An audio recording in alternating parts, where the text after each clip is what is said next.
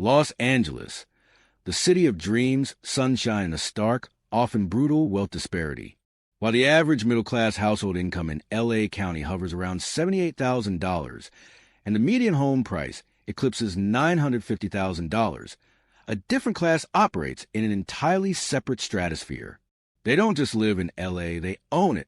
They move through exclusive circles protected by a velvet rope invisible to the majority. This isn't about owning a Tesla or dining at a nice restaurant. This is about institutional, systemic wealth that grants access to an entirely different set of rules, services, and lifestyles. Prepare to discover the 10 definitive practices of LA's ultra-rich, things that, statistically and practically, remain firmly out of reach for the vast middle class.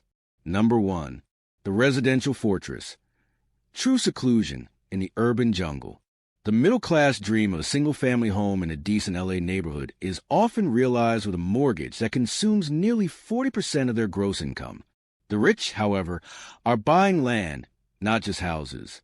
This is exemplified by the vast estates in Bel Air, Holmby Hills, and Malibu Colony, where average home prices routinely exceed $15 million. Their practice isn't merely acquiring luxury real estate. It's buying genuine, unassailable privacy. They utilize sophisticated legal trusts and shell corporations to obscure ownership, effectively creating private compounds with infrastructure designed for self-sufficiency. For instance, many of these homes in the hills are equipped with commercial-grade generators, professional security teams, often former special forces, and private, secured access roads, a stark contrast to the standard neighborhood watch and basic ADT system. It is estimated that nearly 60% of properties valued over $20 million in L.A. County are owned through LLCs or trusts, a tactic primarily used for asset protection and privacy, a complexity the middle class neither needs nor can afford to maintain. Their homes are not just residences. They are private fortresses designed to isolate their occupant from the city's common realities and public nuisances, ensuring a level of tranquility and security that simply does not exist on a typical LA street. 2. The private jet commute, bypassing terrestrial triviality. For the middle-class Angelenos, the daily reality is the soul-crushing 405 freeway, where the average speed during rush hour can drop below 15 miles per hour, translating to an average annual loss of 119 hours in traffic. The wealthy, however, have entirely opted out of the urban grind through private aviation. They utilize smaller, exclusive airports like Santa Monica, SMO, Van Nuys, VNY, and Burbank, which cater heavily to private jets and helicopters. Their commute is often a 15-minute helicopter ride from their Bel Air estate to a meeting in Orange County or a private jet jaunt to San Francisco for a dinner reservation.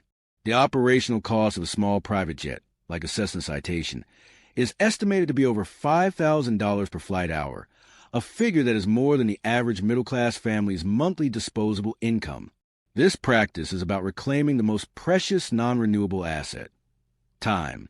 By eliminating traffic, they gain back hundreds of hours annually, which translates directly into increased productivity and leisure. This fundamental difference in transit efficiency fundamentally alters their quality of life and business capabilities, making them exempt from one of LA's most debilitating economic and psychological burdens. 3. The concierge healthcare system, medicine on demand. While the middle class navigates the complexities of HMOs, PPOs, deductibles, and copays, often facing weeks-long waits for specialist appointments, the ultra-rich use a system of retainer-based medical services. This is not just VIP treatment. It's an integrated, 24/7 personal medical staff. They employ concierge doctors who charge annual fees ranging from $20,000 to over $100,000. For this fee, patients receive immediate access, house calls, and direct communication with their primary physician. Furthermore, this system extends to holistic wellness. They have nutritionists, private trainers, and anti-aging specialists on retainer focused on proactive and preventative health. They utilize high-end exclusive facilities like the UCLA Executive Health Program or the Cedars-Sinai Executive Health. Statistically, preventable diseases are often caught and treated earlier in populations with immediate access to specialized care, demonstrating a clear health advantage that money buys. The middle class, by contrast, often delays care due to high deductibles, a decision that has measurable long-term health and financial consequences. The wealthy buy health security and longevity that transcends basic insurance coverage. For the unseen staff and household economy, the middle class in LA might budget for a bi-weekly cleaning service or a once-a-month gardener. The wealthy, however, manage a fully fledged household economy. This involves a comprehensive, often live-in, staff structure, a house manager, personal assistants, PAs, private chefs, nannies, security detail, and chauffeurs. This is a workforce that can easily number 10 to 20 people, often costing upwards of $500,000 annually in salaries alone. This institutional support structure means the ultra-rich spend virtually zero time on domestic logistics, maintenance, or administrative tasks. Their time is entirely dedicated to high-level business, investing, or leisure. The efficiency gain is staggering. For every hour the middle class spends running errands or doing laundry, the wealthy are engaged in capital generation or relationship building.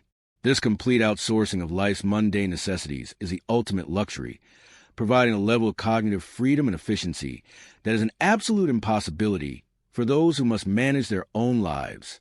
5. Private education from preschool to post-graduation.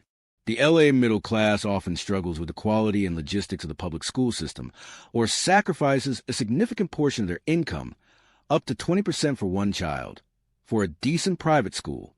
The rich operate on an entirely different plane. Their children attend elite institutions like Harvard Westlake or Brentwood School, where annual tuition often exceeds $50,000, but the expense is secondary to the network. These schools function as high-level networking hubs, where classmates' parents are CEOs, studio heads, or major investors. The real value is the social capital and the guaranteed, privileged entry into elite university systems. Furthermore, their children have access to private educational consultants and college counselors, not just generic guidance counselors, who charge upwards of $5,000 for bespoke application strategies, a practice that boosts Ivy League acceptance rates by statistically significant margins. This sustained investment ensures generational wealth transfer, not just through inheritance, but through the guaranteed acquisition of elite social and educational credentials. 6. The financial ecosystem, full-service wealth management. While the middle-class worker generally interacts with a bank for a mortgage and perhaps a 401k advisor, the wealthy engage an entire financial ecosystem. This includes dedicated private bankers, often requiring $10 million or more in liquid assets, family offices, and specialized tax attorneys. The family office is a critical differentiator. It is a private company dedicated solely to managing the family's assets, tax planning, philanthropy, and estate planning. They employ professionals to minimize tax liabilities legally, invest in complex alternative assets, hedge funds, private equity, venture capital, and ensure dynastic wealth preservation. It is estimated that high net worth individuals in the U.S. utilize sophisticated tax avoidance strategies that lower their effective tax rate by as much as 10 to 15 percentage points compared to the middle class, whose income is predominantly taxed upfront through W-2 withholding. This complete, proactive financial defense system ensures that their wealth compounds exponentially and is legally shielded from standard liabilities, a service that is cost-prohibitive for the average person. 7. Exclusive art and philanthropic circles. The middle class might donate $100 to a local charity or visit the LACMA on a weekend. The rich of LA operate as key players in a high-stakes ecosystem of art collecting and elite philanthropy.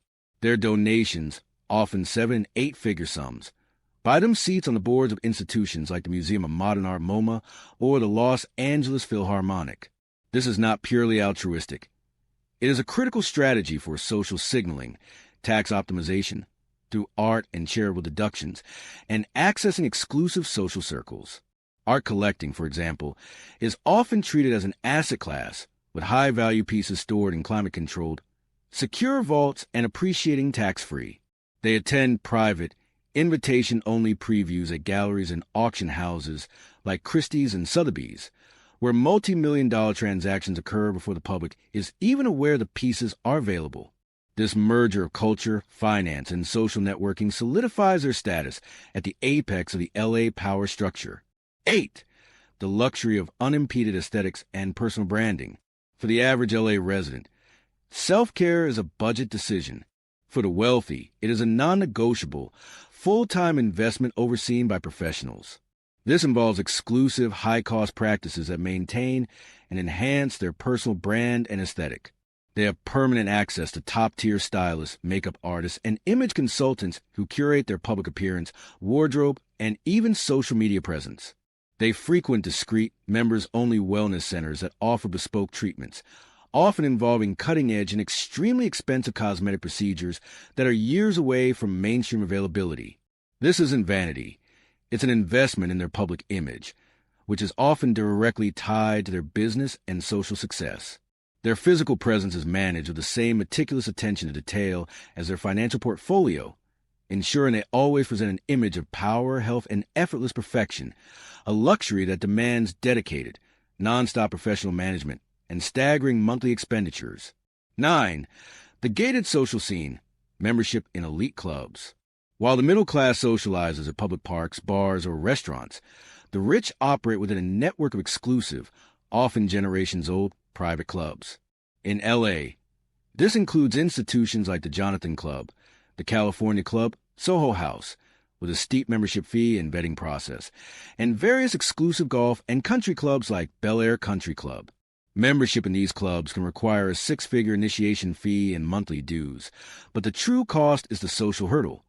They are invitation only and require a rigorous nomination process. The value here is unparalleled access to a curated network of political, business, and cultural elites. Deals worth millions are often struck over a casual lunch at these venues, far from the public eye. These clubs are sanctuaries where business and social boundaries blur, and the most impactful networking opportunities occur without the friction or competition of the public sphere. 10. The curated reality, buying out the noise. The final and most profound distinction is the ability to purchase an entirely curated reality, a life free from inconvenience, bureaucratic friction, and unwanted public interaction. This means having PAs who manage all bureaucratic tasks, DMV, passport renewals, utility issues, personal shoppers who ensure a steady stream of luxury goods without ever stepping foot in a store, and fixers who resolve complex logistical or legal challenges quietly and immediately. For the middle class, dealing with bureaucracy is a time-consuming, frustrating tax on their day. For the rich, this friction is eliminated by highly paid intermediaries. This is the ultimate luxury, the complete removal of the necessity to interact with the common inconveniences of life. They live in a bubble where every need is anticipated and met, every problem is delegated and solved, and their reality is perfectly tailored to their desires, a power that is statistically and systematically unattainable for the vast majority of Angelinos.